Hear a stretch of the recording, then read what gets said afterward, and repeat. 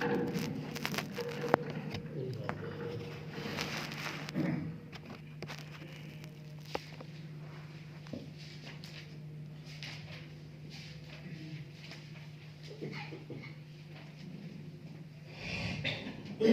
Number 11 أعوذ بالله من الشيطان الرجيم بسم الله الرحمن الرحيم إذ يغشيكم النعاس أمنة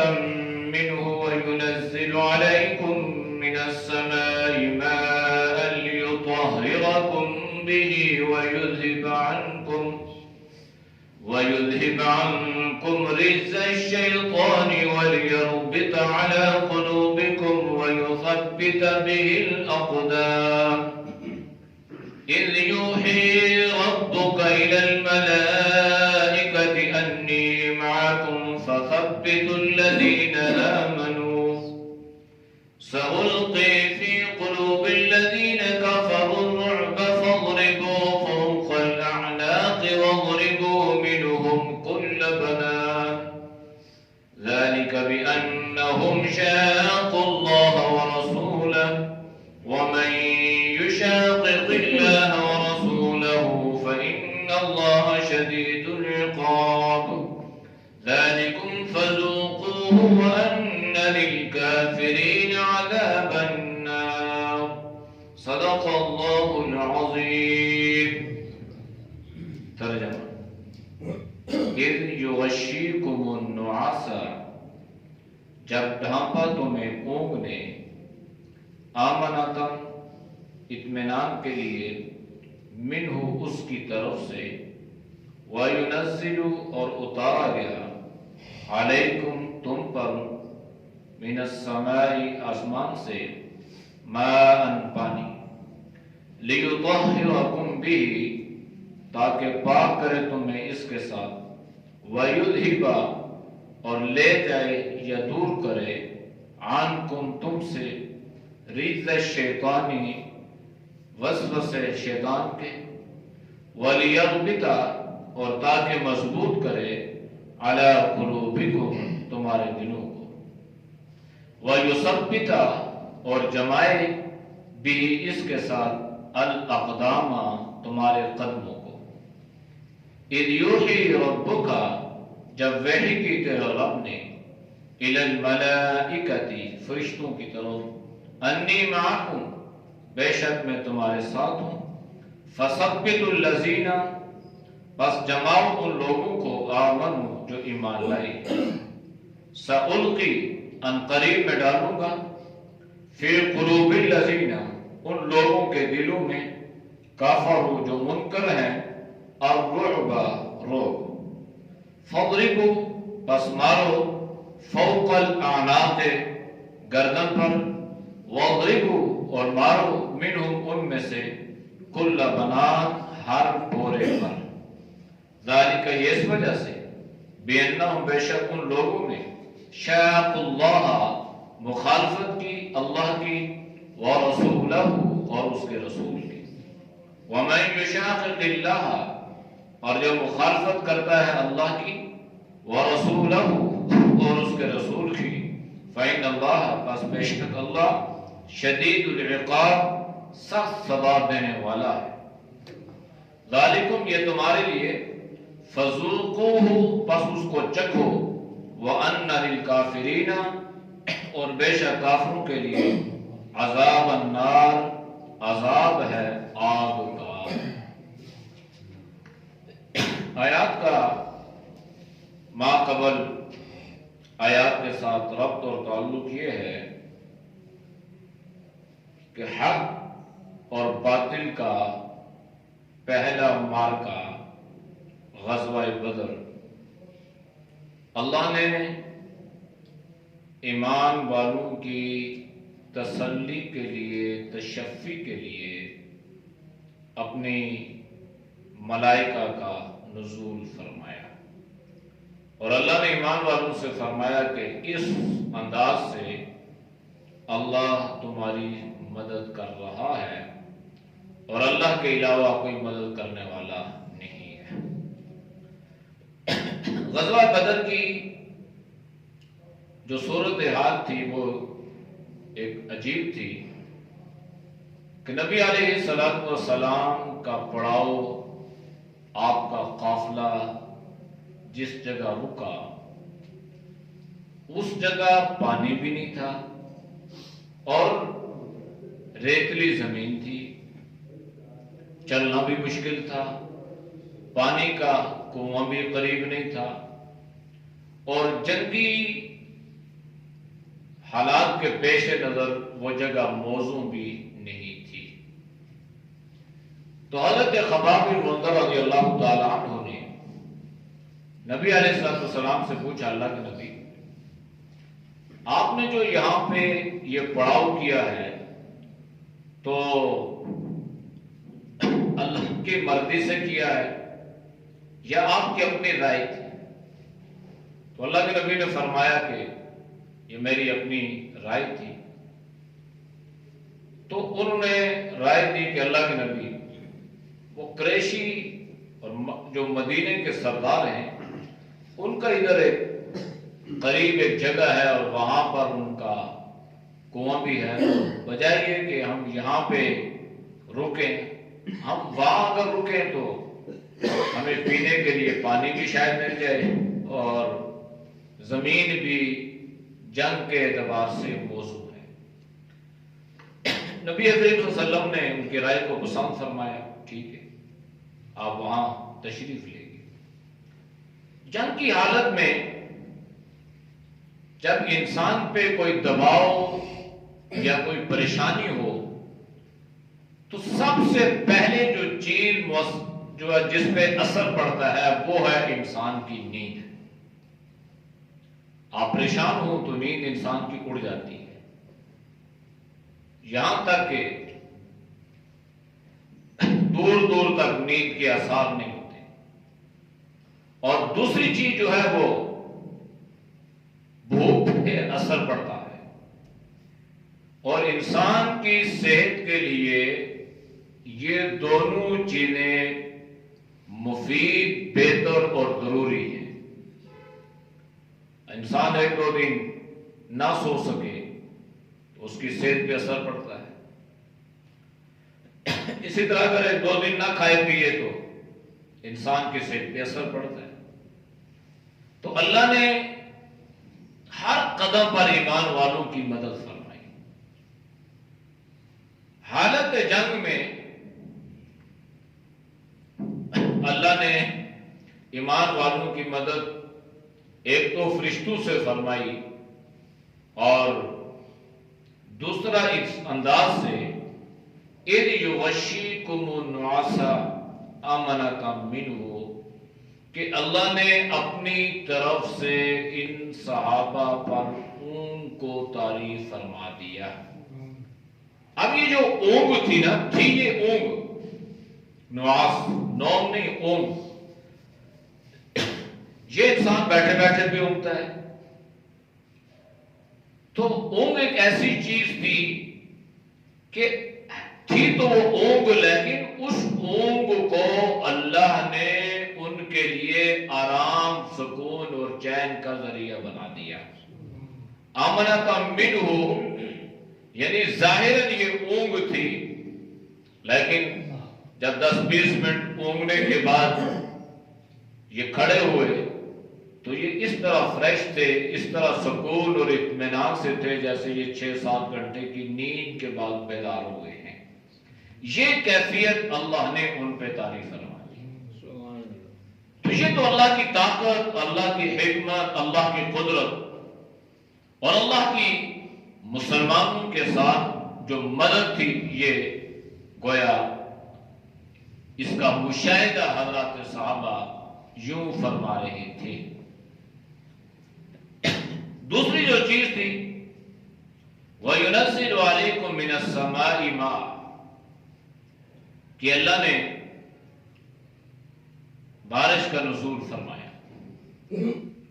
جب یہ اونگنے کے بعد نا آدھی رات کا وقت تھا تو 1-2 دن اسی پریشانی میں گزرے نا تو بس صحابہ وہ ایک دوسرے سے باتیں کرنے لگے کہ ہم حق پہ ہیں، ہمیں پینے کے لیے پانی نہیں مل رہا، ہم حق پہ ہیں، ہمیں سونے کے لیے نیند میسر نہیں ہے، اور ہم حق میں ہیں، حق پر ہیں، اور ہمیں یہ جگہ جو لڑنے کے لیے ہے یہ موضوع نہیں ہے۔ بس آپس میں اب یہ نہیں تھا کہ خدا نخواستہ ان کا ایمان کوئی ڈگمگا رہا تھا یا وہ آپ علیہ السلام پر کوئی تنقید کر رہے تھے، یہ تو فطرت تھی، اور وہ یہ ساری باتیں آپس میں وہ سب نہیں، بعض صحابہ نے ایسی باتیں کی، تو ان کے ذہن میں یہ تھا کہ ہم چونکہ حق پہ ہیں لہذا حق کا ہی بول بالا ہو اور فوراً ہو جائے۔ اب ظاہری بات ہے اس کے لیے کچھ مراحل سے، کچھ امتحان سے، کچھ مشکل راہوں سے گزرنا پڑتا ہے، پھر اللہ کی مدد اور اللہ کی نصرت شامل حال ہوتی ہے، اور یہ بھی اللہ کی مدد ہوتی ہے کہ اللہ یہ صبر، ہمت اور استقامت عطا فرماتے ہیں، یہ بھی اللہ کی مدد تھی۔ اونگ آئی، نبی علیہ السلام اپنے خیمے سے باہر آپ مسکرا رہے تھے، تو حضرت ابوبکر صدیق رضی اللہ تعالی عنہ سے فرمایا، ابو بکر مبارک ہو، سَيُهْزَمُ الْجَمْعُ وَيُوَلُّونَ الدُّبُرَ، اللہ پاک ان کافروں کو ذلیل بھی فرمائے گا اور یہ دم دبا کے انشاءاللہ بھاگیں گے بھی، یہ قریب اللہ کا وعدہ ہے۔ اور پھر اس کے بعد اللہ کے نبی اتنے مطمئن ہوئے، صحابہ مطمئن ہو گئے کہ آپ نے آدھی رات میں نماز تہجد کے وقت میں آپ نے اللہ کے حکم سے باقاعدہ ان جگہوں کی نشاندہی فرمائی جہاں پر یہ کفار کے سرداروں نے قتل ہونا تھا، یعنی قتل گاہیں اللہ کے نبی نے متعین کر دی، یہاں فلاں قتل ہوگا، یہاں فلاں قتل ہوگا، یہاں فلاں۔ پھر اللہ نے اسی طرح کیا، جو جگہ اللہ کے نبی نے متعین فرمائی تھی اسی جگہ پہ وہ لوگ قتل کیے گئے۔ تو اب پانی نہیں ہے تو اللہ نے کیا کیا، آسمان سے بارش نازل فرمائی، اور اس بارش کا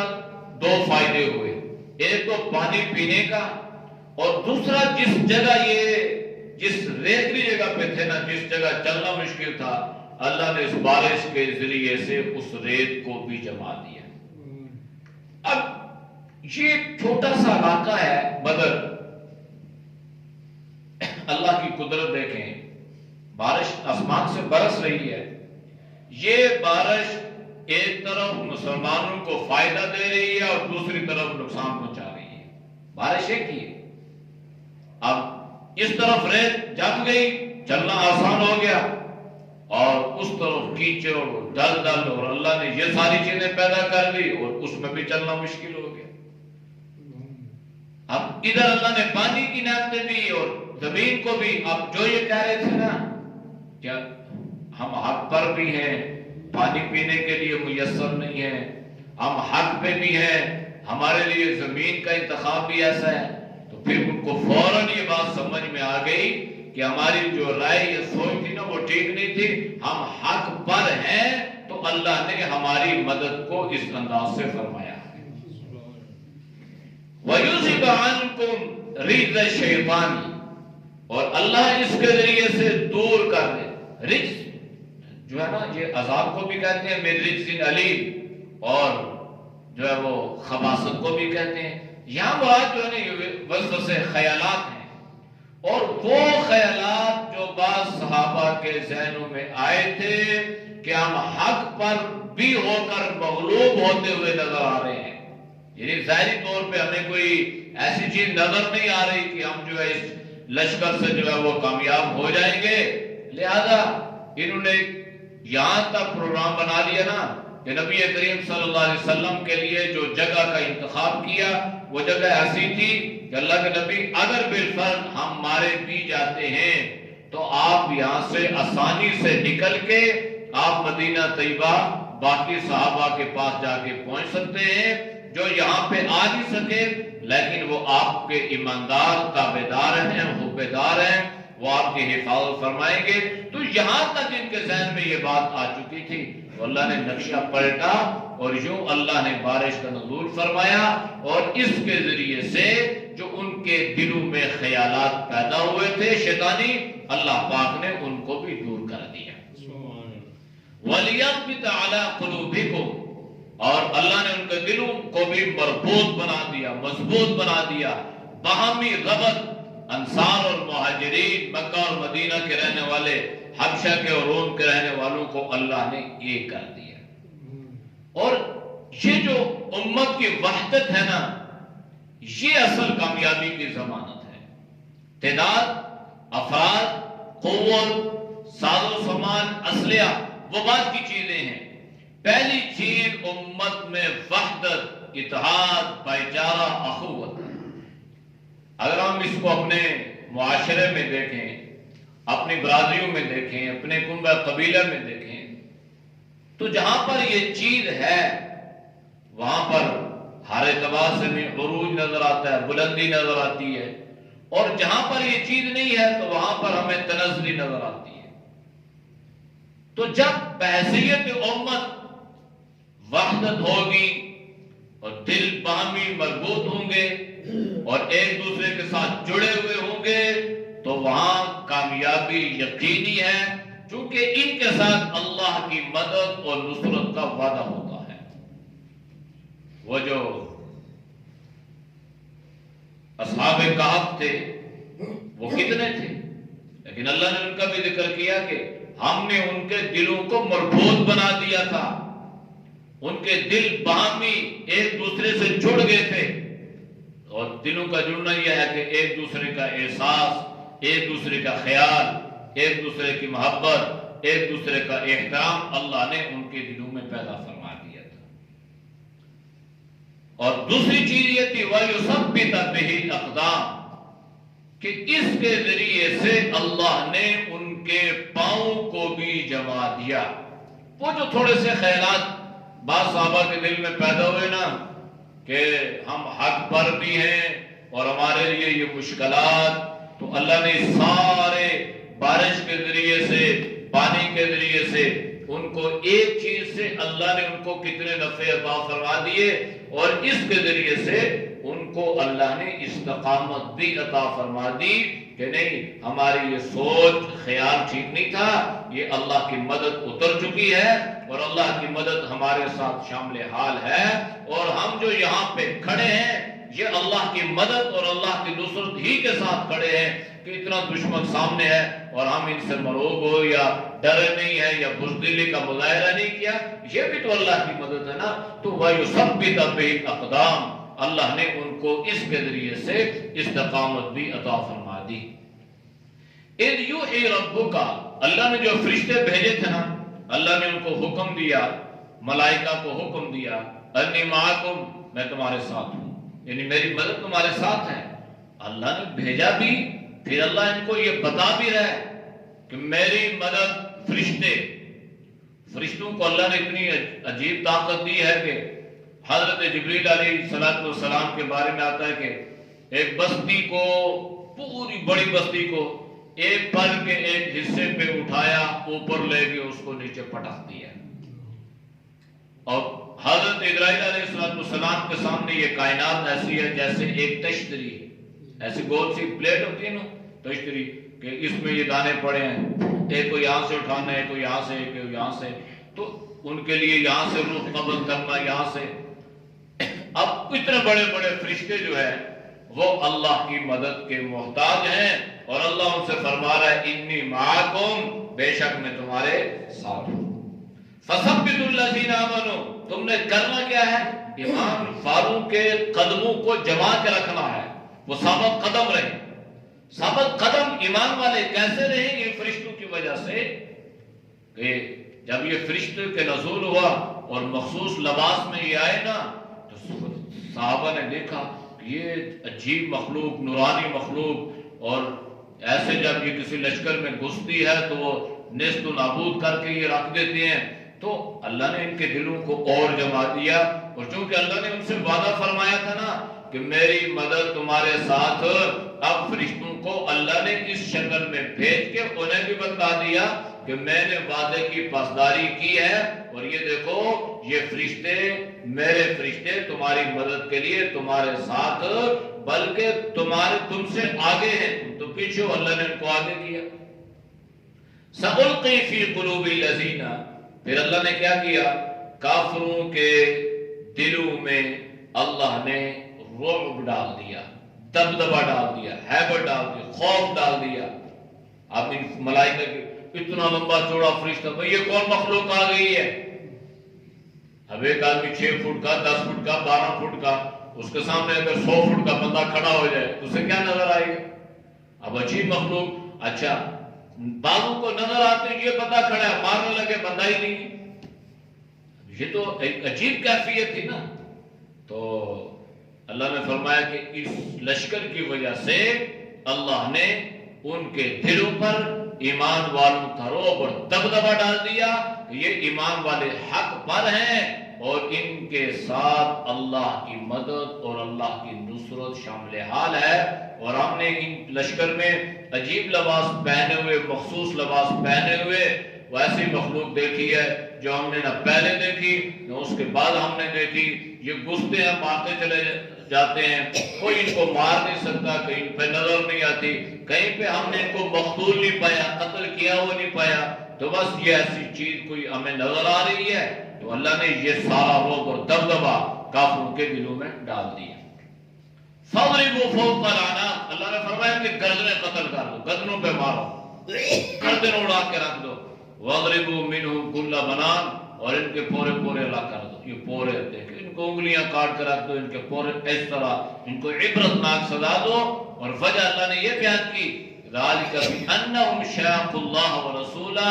اس لیے کہ وہ اللہ اور اللہ کے رسول کے مخالف ہیں. وَمَنْ يُشَاقِقِ اللَّهَ وَرَسُولَهُ، جو اللہ اور اللہ کے رسول کی مخالفت کرے گا فَإِنَّ اللَّهَ شَدِيدُ الْعِقَابِ، تو اللہ اسے سخت سزا دے گا. لہذا ان کی سخت سزا یہ ہے، گردنیں بھی ان کی جو ہے وہ جدا کر دو، کاٹ دو، اور ان کے پورے پورے الگ کر دو.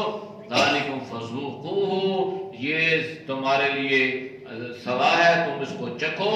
یہ تو دنیا میں ہے نا، اور آخرت میں کیا ہے؟ وَأَنَّ لِلْكَافِرِينَ عَذَابَ النَّارِ، اور آخرت میں ان کافروں کے لیے آگ کا عذاب ہے. اعوذ باللہ من الشیطان الرجیم،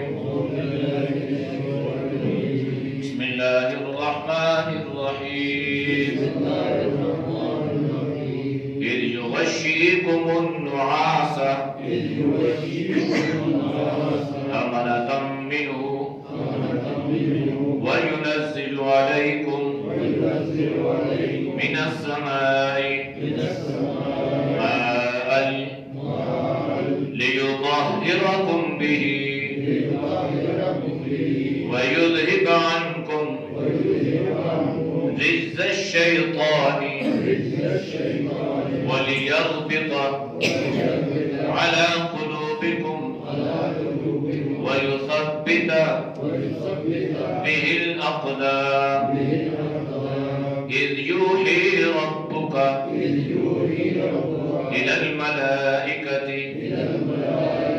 أني معكم فثبتوا الذين آمنوا سألقي في قلوب الذين كفروا الرعب فاضربوا فوق الأعناق واضربوا منهم كل بنان. ذلك بأنهم شاقوا الله ورسوله ومن يشاقق الله ورسوله فإن الله شديد العقاب. ذلكم فذوقوه وأن للكافرين عذاب النار. الحمد لله رب العالمين والعاقبة للمتقين والصلاة والسلام على النبي الكريم